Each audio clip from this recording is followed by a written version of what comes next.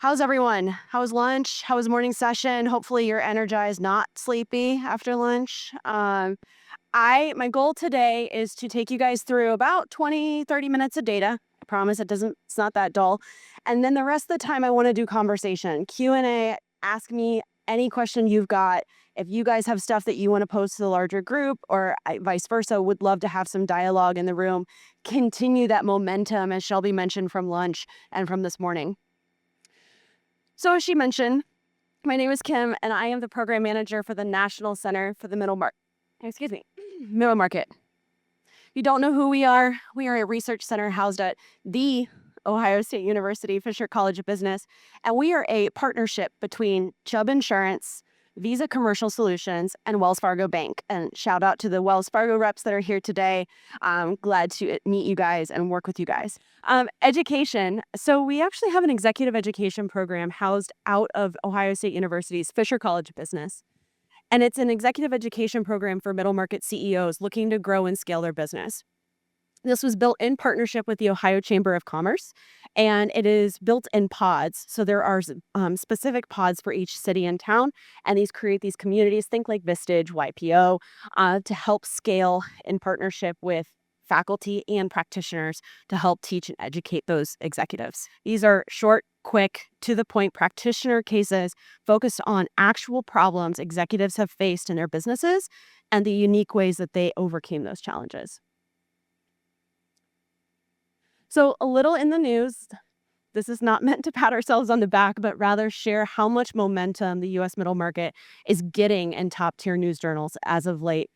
All three of these articles have been within the last 12 months from top-tier news citations, as you can see here. These are not the only ones. NASDAQ, Reuters, and I'm blanking on more, but we do have significant amount of media coverage on just how important and critical this middle market segment is. So when I'm talking about middle market segment, what are we talking about here? Well, for NCMM, we define the middle market as an annual revenue-based definition of 10 million to 1 billion. And before you say, whoa, hang on a second, that's a huge range. We know. But that is the middle third of the U.S. economy. That is the middle third of the private sector GDP and employment. And it also represents roughly where the small business loans end, right-ish around the 10 million, and then the Fortune 1000 begins. So that's why we capture that large range. If those companies were its own separate economy, it'd be the fifth largest in the world, generating over $10 trillion in annual revenue out of just roughly 200,000 businesses. That is a tremendous amount of impact to our economy, both on the national and global scale. So this middle market indicator I briefly mentioned, what is it? What happens? So this survey has been in the field since January of 2012. We used to go quarterly. We're now twice a year. It's roughly a 15-minute survey, double blind, with the 1,000 executives don't know who we are. We don't know who they are. We ask them a whole host of questions on past year growth, performance metrics, corporate profiling, etc. And there we go. A whole host of questions. And in addition to the standard ones that we have 43 data points for, so tremendous longitudinal data, we also rotate in and out topical things. So think pandemic, what were they doing around the pandemic? Think AI adoption and integration, tariff and trade policy, payment card products, resilience around climate change, etc. All of this data that I'm going to be sharing today came from end of June, beginning of July, so our mid-year 2025 survey. And I'm really specific on end of June, beginning of July, because of the amount of headlines that were coming out at that time and the amount of uncertainty that was circulating in the summer on the national scale. And so I want to make sure that I just share that from the onset, as that did influence some decisions and some answers the way that they answered some questions. Some other exciting things that I'll be able to share with you guys here today. In addition to the U.S. middle market, we also have a now full North America picture of the middle market. So we capture the middle third of the Canadian economy, as well as the middle third of the Mexican economy. And that was new just to this summer. I'm not going to share any Mexico data here, but I do have a performance dashboard on Canada at the very end, just in case if you guys are if you do any business in Canada, being so close. I wanted to make sure I shared that here as well. So let's dive into it. Well, at a high level, there we go. Revenue, year-over-year revenue growth continues to be at high levels, but it is beginning to slow and soften. Same is true for employment growth. We're starting to see a dip, as you can see here so the numbers at the below those red numbers are the decrease since 6 months ago. So you'll see as it compares the S&P 500 at a 0.5% growth rate, we're seeing tremendous growth in the middle market. However, we are seeing 1.4% percentage decrease in just 6 months. A couple things I want to call out here that I circled. Investment. We see this often, wax and wane. We'll dive into a long longitudinal line in a moment, but we're seeing a 9% decrease in companies willing to invest an extra dollar back into their business. They're holding that as cash because of uncertainty.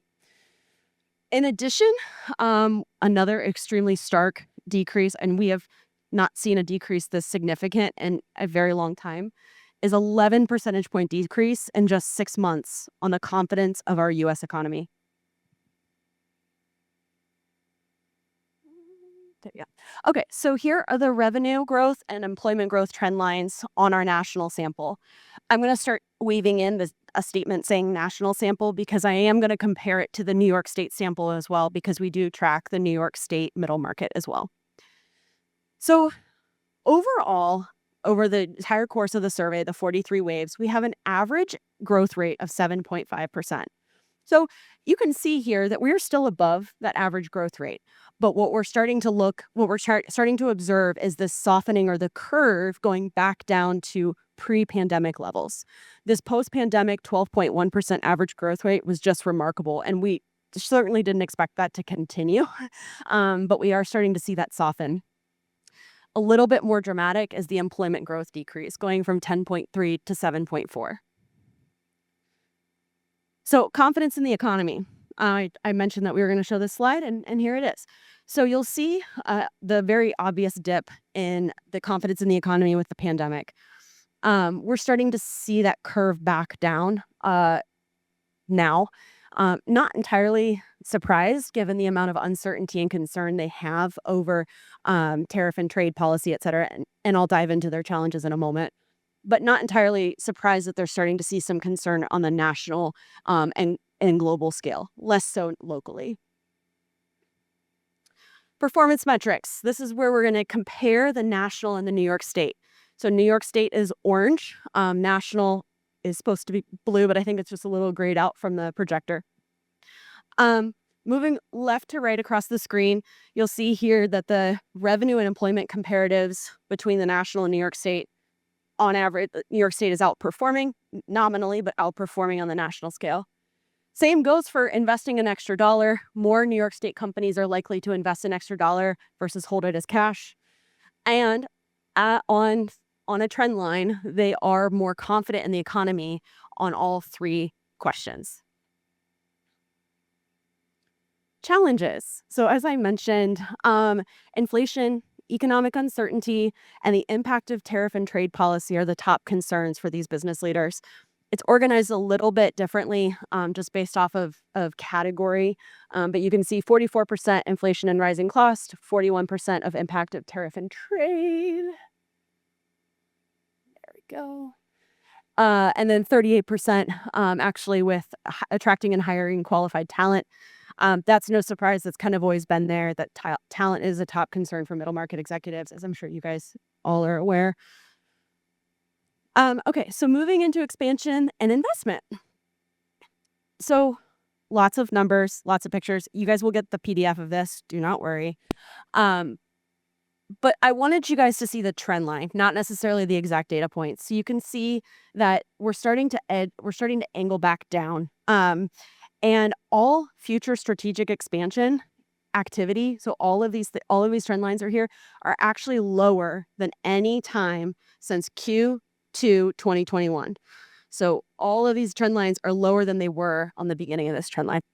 which is really remarkable as we think about what was happening in Q2 of 2021, pandemic, expansionary activities, the global economy, et cetera. Moving on to a comparative of that trend line versus the New York State sample. So as we saw with the first set of comparatives, New York State is generally outperforming or on par with the national economy. But one area that it is not is actually opening a new line of credit. It is less likely for a New York State middle market executive or a business to be opening a new line of credit, at least at this time, than the national sample.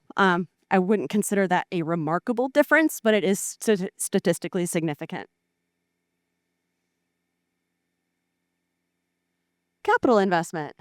So one of our favorite questions, we've been asking this for 43 waves, is if you were given an extra $1, would you invest it or save it? If yes on either of those, tell us where and why. So you can see this line kind of ebbs and flows like a wave over the 43 waves. But we're starting to see it soften back and be more conservative on holding that extra $1 instead of investing it immediately back into the business. However, the 56 that would invest, where would they go? Technology, specifically AI, is where they're going to invest that extra $1. Operational priorities. This one's upside down, so bear with me here. You're actually going to want to look at this bottom, sales growth, customer acquisition, and then work your way up as the very high focus investment track to the least. No surprises, I'm sure you guys can probably predict with the rest of the data. Leadership teams are focused on the basics: customer acquisition, retention, process improvement, cash flow management. And how does it compare to the New York State? Interestingly, as I was pulling these slides together, I found it is very interesting that number one, New York State sample is less likely. I'm getting my steps in today. Less likely to be focusing on growing revenue and increasing sales. What they're more looking to do is expand market share and then implement sustainability initiatives. I would love to have a dialogue about that because I found that fascinating as I was getting these charts together. So if anyone has any insights on that, would love to offline.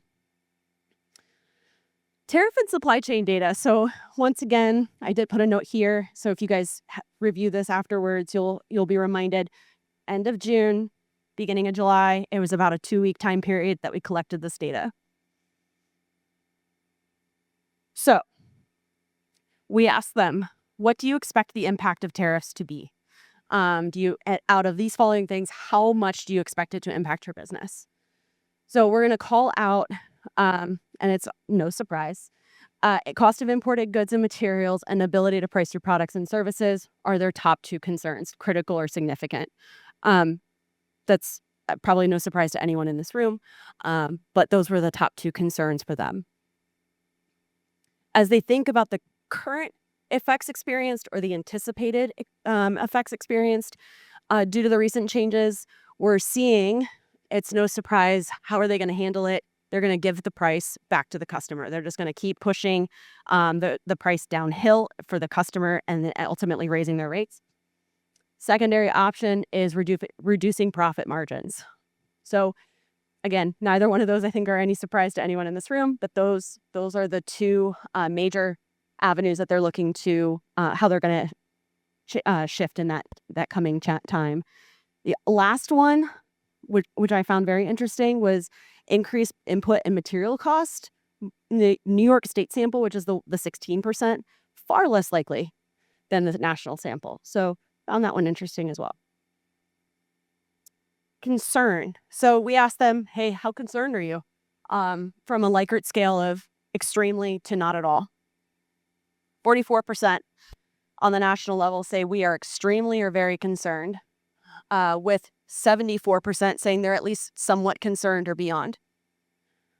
New York State is slightly less than that, but not by much. So we're seeing 4 out of 10 extremely or very concerned on the New York State level. What does this concern look like? So when they do say they're concerned, tell us, what are you concerned about?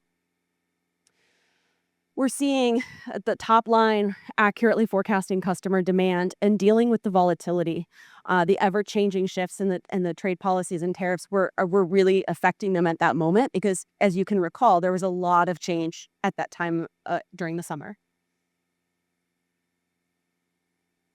So we're going to pivot. There's not a really good way to transition into this from tariff and trade, but we're going to go ahead and do it. We ask every year or every wave, hey, are you guys going to transition ownership in the next 2 years? We're seeing a decrease in this from this wave, from the last wave. Our hypothesis is that it's due to a general decrease in expansionary activity anyway. But we are seeing a slight decrease in the likelihood of a business owner transition in the next 2 years. However, for those that are looking to transition, which is about 25%, what are they looking to do? And I did mention this stat to a couple people today and yesterday, and I would love to hear people in the room maybe comment on this, but I found it fascinating that 73% of the New York State sample said they would do a generational transfer compared to 32% on the national level. I found that just remarkable. On the flip side, however, the national sample is far more likely to merge with another company than the New York State sample is. In 2022, we conducted a report alongside Fifth Third Bank out of Central Ohio to better understand the business owner transitions in the middle market. This was specifically geared towards executives that had just exited or were in the process of exiting their business, and we wanted to understand their personal sentiment. So less about how it went for the business and more how it was for the executive and the owner. And we came up with 4 key insights. And I will say, I'm happy to read through these, but if you guys want to check out the report, that QR code will connect you to this owner transition report on our website if you guys want to dive into it. 4 key insights that we did pull from the survey was a survey of 400 executives, same process, anonymous, 10 to 15 minutes in length. Number 1 was sales driver. Fewer than 10% of executives cited retirement as the primary driver. They mainly wanted those funds to go back into investing in new business or other future investment opportunities. Personal preparedness. Now, this one was biased, and we do have a note in our report that it was biased because of the pandemic and all the delays that were caused at that time. So those that we surveyed were like, I had plenty of time. Like, I had to sit around for 6 months doing nothing. I had more than enough time to think about it, right? So, but we did ask them generally, how long would this feel appropriate? They said about 6 to 18 months. But the 2 big things that they felt were really crucial for their preparedness was having a banker, an accountant, an insurance agent, and a lawyer bail on their advisory team. They also cited that 75% of them cited that maximizing valuation was their primary concern, which no surprise because they wanted that to go back into a future business. Family legacy and culture were very, very high on those scales as well. Challenges, as you might be able to assume, the valuation of the company, because that went straight back into their future opportunities, was the biggest challenge, followed closely by letting go. I didn't mention this on the onset, but these companies are on average about 38 years old. So this is a child to them. This is a family member to them.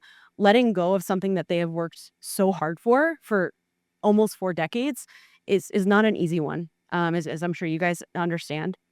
70% of them said it was a very difficult emotional roller coaster and difficult to manage.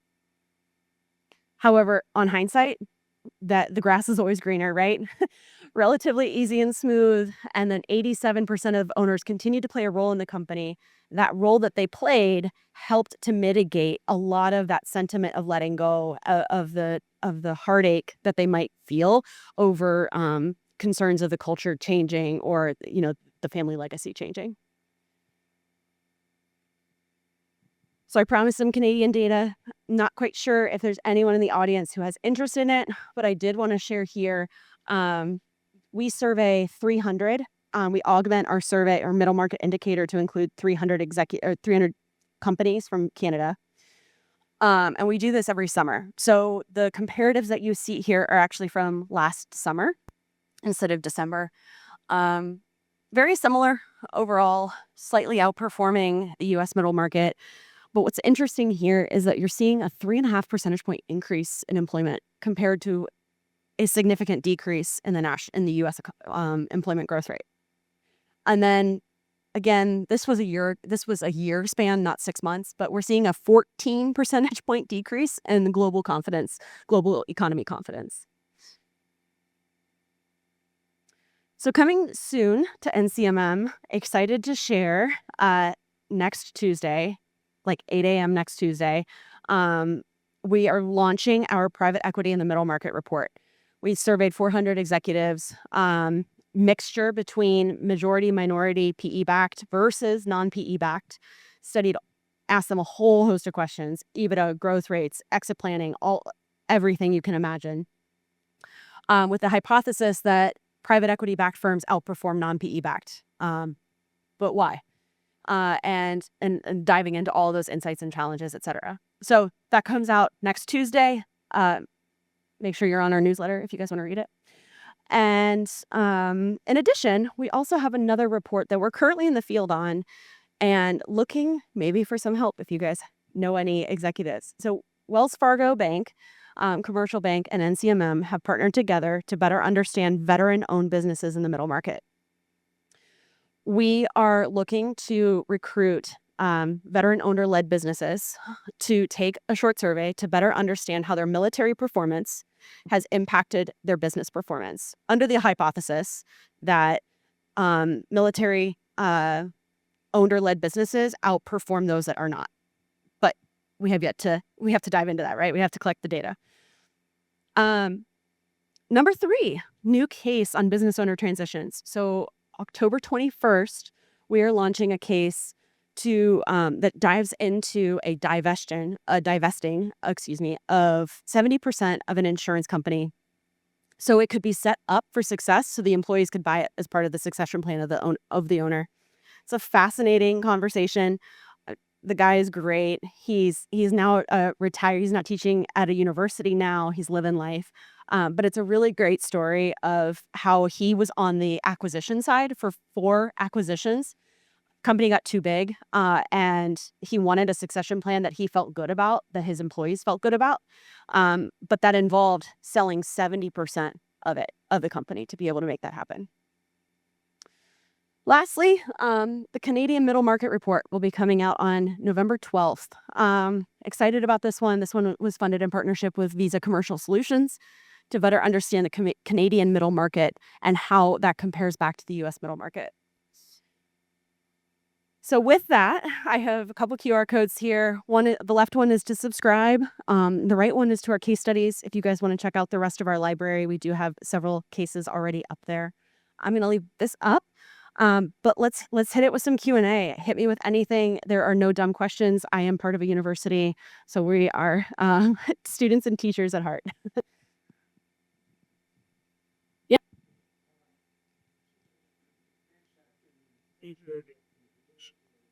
Yeah.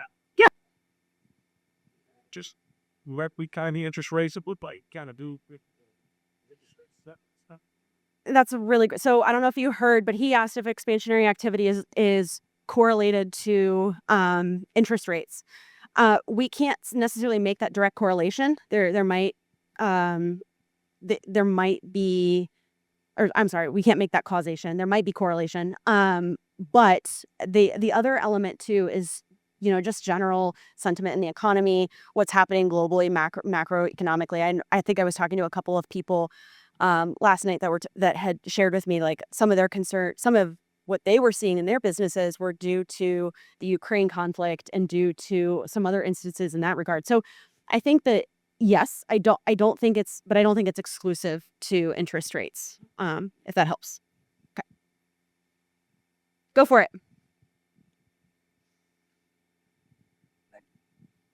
How are your response rates on the questioning that you do of executives and business owners? Love that question. We guarantee 1,000. So we always have 1,000, somewhere between 1,000 and 1,003. It just depends on how quickly we can close the survey and QC the results.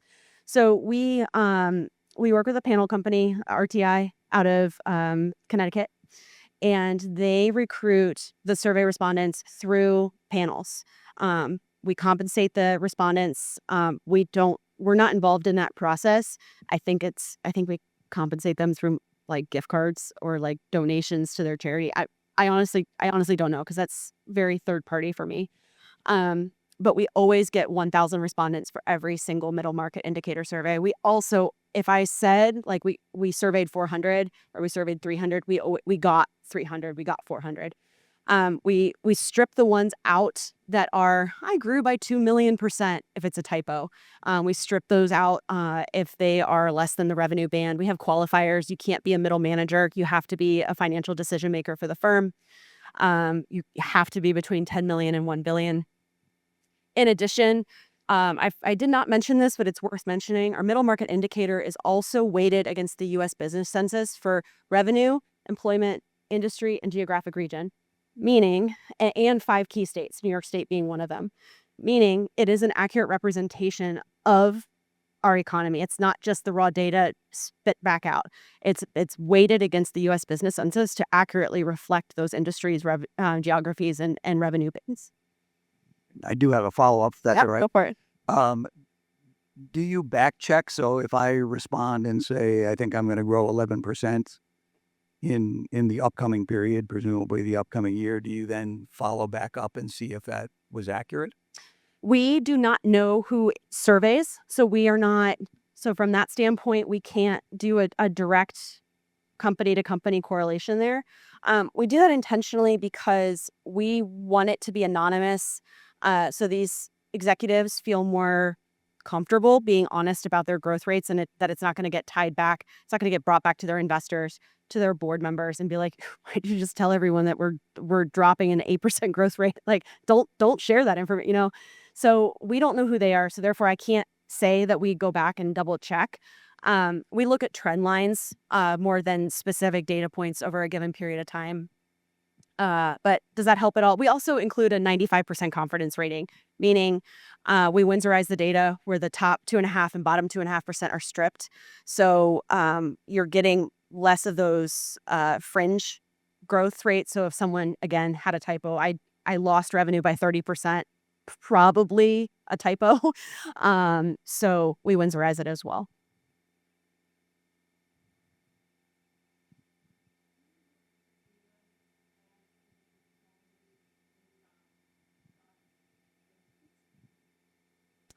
Oh, urban versus rural. That's a great question. No. We do partner with chambers. And from that standpoint, we can get down to the city. But as you think about 1,000 respondents across the United States, it's really hard to get statistically significant down to a city and be able to have enough options across the board to be able to get that granular. I say that, but I'm going to go back to my comment about we partner with chambers and say that Philadelphia Chamber of Commerce, we actually partner very closely with, and they have their own survey link to this middle market indicator, and they recruit 50 minimum. That's our base number is 50 for a specific sample, and then we are able to take that data and compare it back to the national sample to say, hey, here's how the greater Philadelphia area is performing against the national. So we can do it as like a partnership with somebody, but we're not able to just double click until we get to a specific city or to your point, rural versus urban, just because we would lose out on that statistical significance.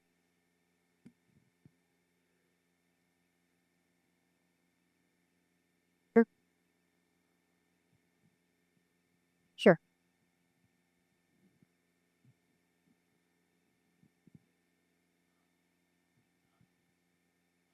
Sure. Yeah. On the tariff end of it, did you throw questions out to those same executives saying, with the incentives that have been put in place for Made in America and what used to be known as empowerment zones in certain areas of the country, would that force you to maybe what you bought overseas potentially make you buy in the U.S.? And what were the other 4 states you guys pulled the data off of?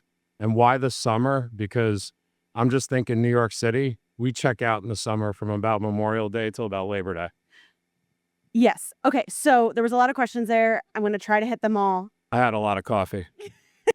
It's okay. You're good. I'm going to work backwards. New York's summer wave. So we were quarterly. Our partners were like, pump the brakes. Like, we can't do anything with it. Like, every 3 months you're giving us new data and it's also barely changing. Pump the brakes.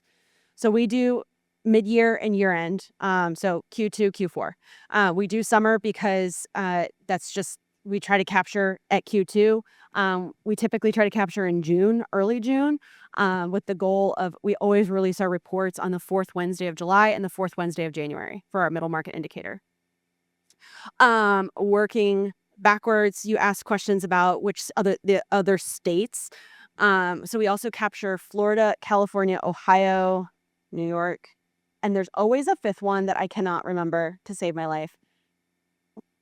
Find me afterwards and I will get you that 5th state. And Texas, that's what it is. Yes. And we captured those 5, and that was from our GE Capital days. We were founded by GE Capital. But we captured those 5 because GE had conducted an analysis to determine those were the 5 most populous states for middle market companies. So we wanted to better track those specific states. So that's why we captured those 5. Tariff questions. So we did not dive into specifics about like if then statements, because for us it's not necessarily we're not trying to understand what their decision making processes are. We're just trying to ask them to react to. Also, we are prohibited to ask any form of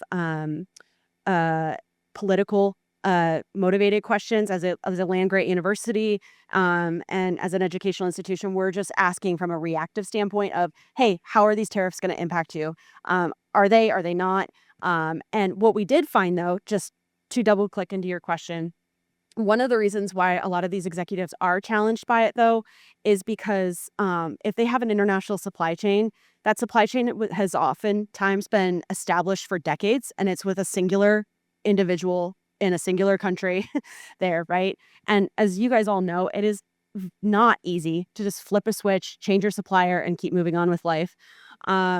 Especially if these relationships are longstanding, you have great rapport, you can't just flip a script there. So what we're seeing is the challenges are more driven by wanting to respond to them, but because at the time there was so much change on the tariff and trade front that they couldn't make a change overnight and be able to be up to speed with whatever the next policy or tariff rate was. Yes. So I have a question about the chart that you had about likely buyers Yeah. of company-owned businesses, or what the preference would be. Yeah. And the number 1 preference was, right, Yeah. generational transfer. So the first question there is, my understanding is that the next generation is unlikely to be a buyer. Yeah. So I was surprised to see that. Yeah, I'm with you. I found that 73% to be just like truly. I didn't have time to talk to our researchers at RTI to dive into it, but I would love their take in addition to everyone in this room, because I found this fascinating to that exact point. Because again, this is one experience, so don't take this for data as statistically significant. But when we interviewed the firm that we have a case study coming out about, he couldn't pass it on to his sons. He wanted to. He had built this business for 40 years so his sons could take it over one day. And the sons were like, oh, I don't want to touch this with a 10-foot pole. Like, I don't care. Like, I'm going to go off and do my own thing. And so just again, that's one perspective, but it echoes the fact that I found this so interesting that merging with another company on the national level, sure, that makes sense, right? And then selling, or the private equity front, also makes sense, just with the reduction in expansionary activity and maybe being a little bit more concerned about how they want to go through the next phase. So all of those kind of remaining flat are make sense to me, but it's at 73% that just really is shocking. So, and then elaborate on your thinking about selling to private equity, Yeah. what some of the factors are, and the New York numbers are all interesting too, given all. Yeah. So I find, so the New York number, 11% selling to private equity. I think this is generally just a little bit more of the desire to insulate right now, kind of say, okay, we're going to give 2025 a pause. We've had a lot of change in 2025. Let's take a second and then let's figure out what's going to happen in the next 6 months. Because like I said, this was coming out right when like every 4 hours there was a new headline. Tariff has changed again. Tariff has changed again. So I think this was a response to, okay, there's a lot going on. I'm just going to pump the brakes and I'm going to wait. So I'm very eager to see how this responds in the year end, because I think we'll see these shift. I don't know, but I would think we're going to see these shift back up to our average norms. But my gut is telling me this was a singular incident of saying, okay, there's a lot of change right now. I don't want to make any shifts to my company that I either am not ready to make or might not be the right choice for us. So we're just going to put a pause on. So that's my gut, but Likely. Like, do you take the 17% extremely likely to make the chart on the right? extremely and somewhat. Okay. So so those two, oh, I was about to hit something. So extremely and somewhat, so that 25% on this here, and then the 27% are what's making the left, or the right, excuse me. What else we got?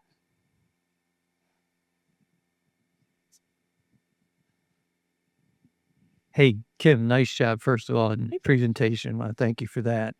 I'm Tom Quinn from the Western New York Impact Investment Fund. So typically we invest locally and we tend to invest early. And so I sat here wondering, like, how is this going to apply to what I do? And I'm thinking to myself, 4 of our portfolio companies, like when you said 10 million, one's 15, one's 20, one's 25, one's 50, right? And so we're typically looking for exits. So I find a lot of this interesting. So not just kind of like from a high level, like what's your best advice for middle market companies? And for those of us in the audience, or even maybe some of our portfolio companies, what's the best way to engage with the center? Yeah, absolutely. Hey, thank you for those. Want to double click on your lower middle market comment, because lower middle market is about 80%. So I said about 200,000 businesses, right? 80% of the middle market, from our definition, sits in that lower middle market bracket, 10 million to 50 million.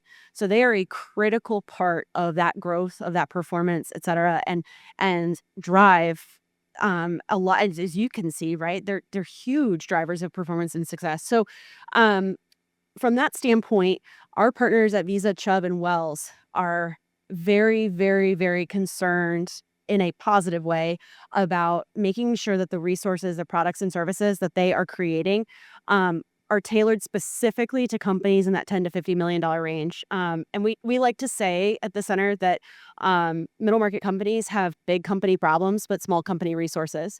So as you think particularly about that $10 to $50 million range, where their board is probably not built out, it's probably all family. They might have an HR representative, right? Like you're helping them to start to scale and start to look towards expansion of their operations and kind of that internal ecosystem. With that, so you talked about advice, or number one piece of advice, and I think all of you guys in this room probably know this already, so I'm preaching to the choir here, but that bail advisory is so critical to these middle market executives. That banker, that accountant, insurance agent, and lawyer. We heard this from another event that we went on, and one of the middle market executives said, "Yeah, you got to make sure you have bail, and then you can get out of anything." And he meant it from like the acronym standpoint, but yes, I think having those 4 advisors are really critical for these middle market companies, and when they're on the same page, I think that's really what drives success for these executives. In terms of getting involved, so that was part 2 of your question. We have a whole host of ways of getting involved. I shared the newsletter here. We have case studies. We've got a podcast called The Market That Moves America. We actually just launched an episode today. with Wells Fargo's Jeremy Jansen, talking about supply chain disruption and how to mitigate that supply chain. It's in partnership with our academic director of a research center. His name's Mike Kniemeyer. He's faculty at Ohio State. So that's a really lively discussion. We also have expert perspective blogs. So we really try to push thought leadership at the center. So if you guys have any interest in partnering, whether it's conducting a survey, partnering with a podcast, partnering on an expert perspective blog piece, would love to reach out to me, would love to partner and engage in some way that's meaningful for all parties. Yeah, go for it. Thank you very much. That was great. On the tariff questions that you asked, what did you ask? Like, what's the scale? Is there any measurement of the extent of impact that people are feeling, or is it more of a yes or no? Yes. I'm going to say yes because it really depended on the question. So I can show you the questions offline if you're curious. Some were a select, right? So this was an example of tell us what you think you're going to anticipate as an effect on your business. So they would select what they thought was going to impact their business in some way. Whether it was increase and this was how they were going to, how the policy changes were going to impact their business. So will this element impact your business? Exactly. This one was a Likert scale. So we combine no impact / not applicable and minor negative impact because we at the center we kind of make a general sociological assumption that some people might say not applicable, no impact, very minor is all interchangeable. Whereas critical and significant can also be synonyms for a lot of people. So we bucket those two. But this was a Likert scale. So it's give me on the scale, what's the impact? This one here, again, Likert scale, extremely, very, somewhat, not very, and not at all. I think it could be fair to say you could combine not at all and not very, because that's generalized. Everyone's going to have a different perspective of what not very versus not at all means. Same thing with extremely and very. So does that help? Yeah, that helps, and definitely I would like to see the questions. Happy We can to talk offline, later. yes. I guess the other question I had was, how do you engage with other people around your data? Like, does you mentioned your sponsoring partners. I'm sure they get and write reports about your data and what have you. But are there other organizations that you share with to write reporting where you share data? How do you do that? Absolutely. And would love to partner with every one of you in this room. So we work with, right now, we're partnered with Future Standard. So they are not a center sponsor. They approached us and said, NCMM, we want to work with you. We want to better understand this topic, PE backed in the middle market. And compare that with non-PE backed. The cool part about NCMM, and how we're partnered with or run up through Ohio State is that we're actually run up through the foundation. So we get to partner with organizations from a really philanthropic standpoint, and get to make thought leadership together. It's unlike a research institution where the data is just given to you and then you have to just figure out what to do with it. We go through the whole journey together. So I'll use the example because it's already out. Google Cloud came to us and said, we don't have any data and we want to better understand cloud usage in the middle market. Can you guys help us survey, conduct research, build a piece so we can use that data to better create products and services for middle market executives? Yes, absolutely. Would love to do that. So we worked hand in hand. We created a survey together. We went into the field, collected 400 respondents that we then used that data to derive typically somewhere between 3 and 5 insights, depending on how the data comes out, of the topic. We create a white paper together. So this is actually the private equity in the middle market one. That's actually the cover of the report that's coming out next week. And so we create a report together. It's co-branded. Google Cloud's logo's on it, our logo's on it. and we produce a press release, and we also produce a collaborative press and communications plan to really drive those insights out far and wide. Think events like these, think webinars, podcasts, etc. Whatever's meaningful for the conversation, and to continue to drive those insights back. So, yeah. What else we got? Did you have a chart on the various industrial segments that the middle market? I can absolutely get you that. Do you have it on the top of your like what's No, driving it? I don't have it on the top of my head, but I have my laptop. So I'll open my laptop after this. You guys can come find me. We can create a line of like, hey, I have more questions. Okay. I'm happy to pull up the industry by industry. That is a fascinating one. We also do create infographics of the top 5 industries in the middle market. Think construction, manufacturing, retail, etc. We do infographics. They're on our website that highlight revenue and employment trend lines, comparing them back to the national average. So. You had said that expansionary spending was on the rise. People in New York or the middle market in general was feeling pretty good about expansionary spending. But then you made the comment that you thought it was pretty heavy. I think you said it's all AI. What about the non-AI spending? Do you guys do any work? Do you have any insights as to that? Yeah. So you could see here for IT, this is not the greatest visual aid, but we know from our research that it is that when they are talking about IT, we double click further and we can see that they are investing heavily into AI. Happy to dive into that specific data with you.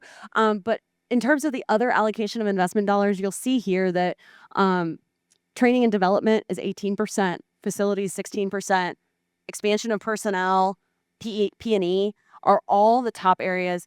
Acquisitions is 6% of the investment dollars. So of the 56% say that they're gonna invest that extra dollar, only 6% of them are going to acquisitions or mediating risks, and then 1% other. We don't get to know.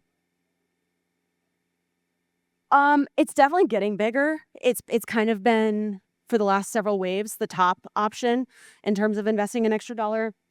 That one, as well as plant facilities, P&E, those kind of all kind of sit towards the top. Those 5 are always towards the top. They just kind of jumble around a little bit as who claims number 1. Love the questions. Any other? We don't have any. That's cool too. We're good. Awesome. Let's have a round of applause for Kim. Thank you.